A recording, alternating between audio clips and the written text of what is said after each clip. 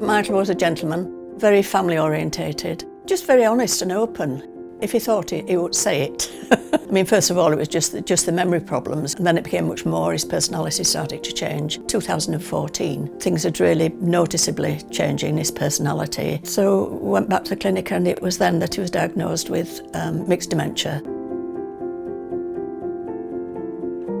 The first time I heard about NHS continuing healthcare, the social worker advised that the day centre weren't able to meet Michael's needs and he would need that one-to-one support. Obviously the question of funding arose of the NHS continuing healthcare. Would this be applicable for us? The process is so complex when completing all these forms.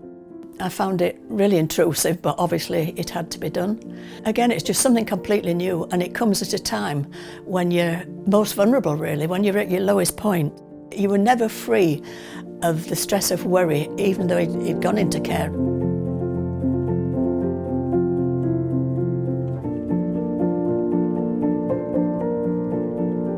When you start the journey, most don't even know about an Admiral nurse. That is the life changer. Someone actually understood what dementia was, how it affected lives. It just made such a massive, massive difference.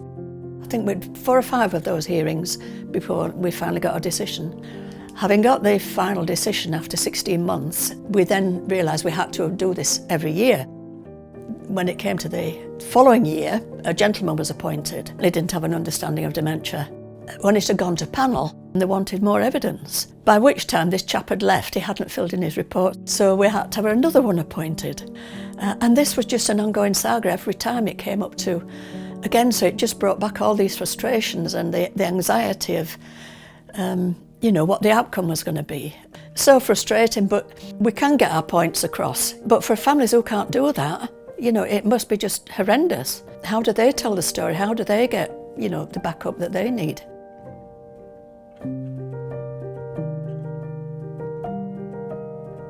It's absolutely vital that the assessor does have a full understanding of the condition of dementia. Just knowing how we've got to this stage, why we've got to this stage, and how it's impacted. Why aren't the homes able to meet his needs? The complexity of dementia. And that just doesn't happen. It's totally dependent on tick-box paperwork. And to me, that's not sufficient when it has to go to a panel, when decisions of that severity are being made, which is going to impact, massively on families. Well, I feel that Dementia UK's campaign for continuing healthcare is absolutely essential, and it would certainly be helpful if the assessors understood more about dementia and the complexities of this condition to be able to make a full and fair assessment. Should you wish to find out more about Dementia UK's campaign on continuing healthcare, or should you need to find out more about dementia, please go to Dementia UK's website. Thank you.